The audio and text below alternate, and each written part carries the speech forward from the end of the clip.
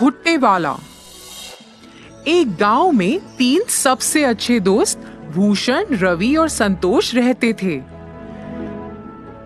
इन तीनों दोस्तों ने मिलकर मकई की फसल की कटाई शुरू की। उनकी पत्नियां नाश्ते के डिब्बे के साथ रोज खेत आती थीं और अपने पतियों को खाना खिलाती थीं। तीनों किसान एक दूसरे के बहुत करीब थे, यहाँ तक कि उनकी पत्नियां भी एक दूसरे के बहुत करीब थीं।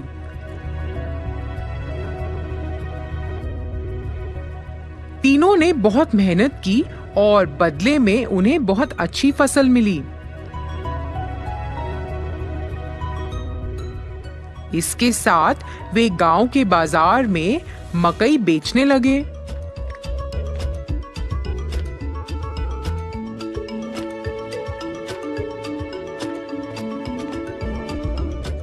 कुछ ही समय में स्वाद और मिठास के कारण सभी मकई भुट्टे बिक गए और दिन के अंत में उन्हें खूब कमाई हुई।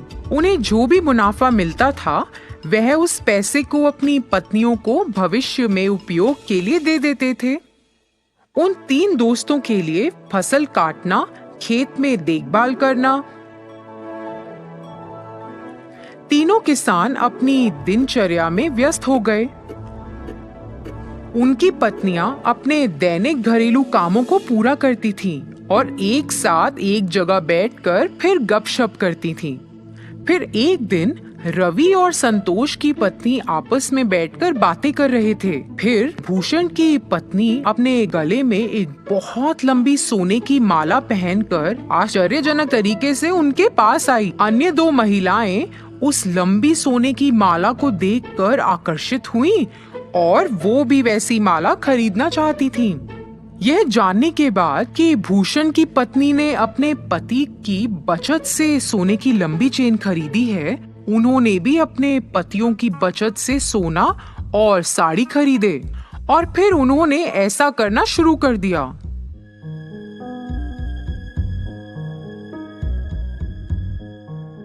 पतियों ने अपनी पत्नियों को सोने की माला और महंगी साड़ी पहने देखा और उनसे इसके बारे में पूछा।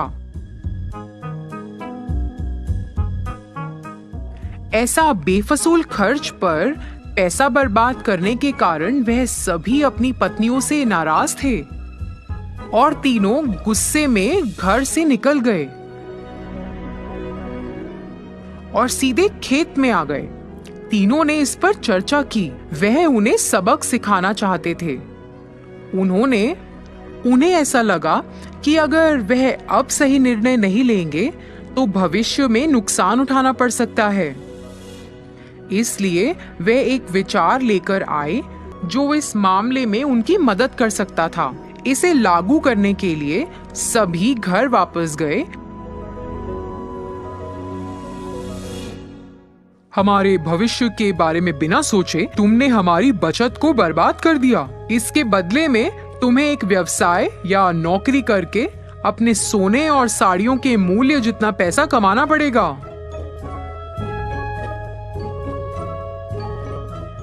तुम तीनों आपस में फैसला करो कि इतनी बड़ी रकम कैसे कमाओगे और हमें अपना अंतिम फैसला सुनाओ।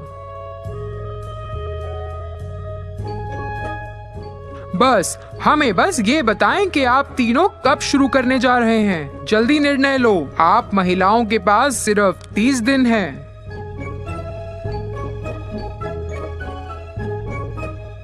तीनों अपनी पत्नियों को समझाकर घर से निकले। उसके बाद तीनों पत्नियां अपने सामान्य स्थान पर मिली।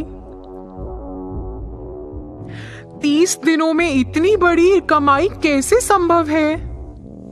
इतनी बड़ी रकम कमाने के लिए हमें ऐसा व्यवसाय शुरू करना होगा जो इस गांव में अभी तक नहीं है। यह क्या व्यवसाय हो सकता है?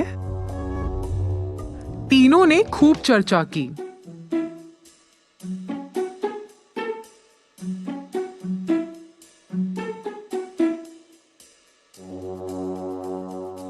अरे मेरे पास विचार है। हमारे पति से सभी भुट्टे खरीदते हैं। हम 3 प्रकार के भुट्टे बेच सकते हैं। एक कच्चे, फिर एक तले हुए और एक वो जिस पर नींबू, नमक और काली मिर्च का लेप हो। अन्य 2 महिलाएं भी भूषण की पत्नी से सहमत थी। वे तीनों अपने पतियों के पास गईं और अपने विचार के बारे में बताया। उनकी बात सुनकर तीनों किसानों ने सहमति जताई। उस दिन से उन तीनों ने बहुत मेहनत करना शुरू कर दिया, जैसा कि उन्होंने अपने पतियों से वादा किया था। उन्होंने अपनी दुकान के ठीक सामने एक बोर्ड लगाया जिस पर लिखा था कच्चा भुट्टा 15 रुपए, तला हुआ भुट्टा 20 रुपए और तला हुआ भुट्टा नमक, नींबू और काली मिर्च के साथ 25 रुपए। एक महिला ने भुट्टे का छिलका उतारा, दूसरी ने भुट्टे को भूना और तीसरी ने भुट्टे पर नींबू, नमक और काली मिर्च का लेप लगाया। बाद में उन्होंने उसे बेचकर पैसे कमाए। हालांकि ये महंगा था, पर फिर भी लोगों ने उसे खरीदना शुरू किया। 2 दिनों में ही काफी लोग भुट्टे लेने के लिए आए। उस मीठे रसीले भुट्टे के लिए लोग लंबी कतार में खड़े होकर इंतजार कर रहे थे। दिन के अंत में उन्होंने भुट्टे बेचकर 6,000 रुपए कमाए। इसी तरह से यह 30 दिनों तक जारी रहा और उन्होंने लगभग 1,80,000 रुपए कमाए। 31वें दिन वे तीनों अपने व्यवसाय से कमाए हुए पैसे लेकर अपने पतियों के पास गईं। पैसे वापस देने के बाद उन्होंने अपने पतियों से वादा किया कि वह अपने व्यवसाय को जारी रखेंगी और कड़ी मेहनत करेंगी। इसी तरह तीनों महिलाओं को पैसों और मेहनत का मूल्य पता चला। उन्हें अपनी गलती का एहसास हुआ। उन्होंने पहले की गई गलती को कभी नहीं दोहराया। उन्होंने अपने पतियों के काम में हाथ भी बटाया। बहुत सारी कमाई के साथ वे नाम और प्रसिद्धि के साथ खुशी से रहते थे।